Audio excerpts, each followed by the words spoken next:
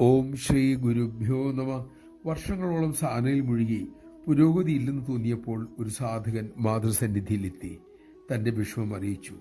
അശുഭചിന്തകളെ നേരിട്ട് ഞാൻ വലഞ്ഞു അമ്മേ, അമ്മ എന്നെ അനുഗ്രഹിക്കണം.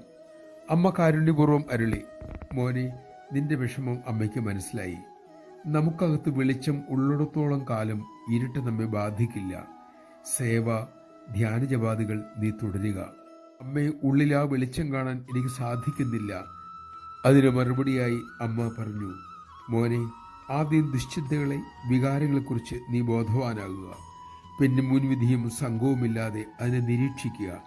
അപ്പോൾ മോന് നിസ്സംഗനാകാൻ സാധിക്കും. ഉള്ളിലെ വെളിച്ചം അറിയാനും പറ്റും.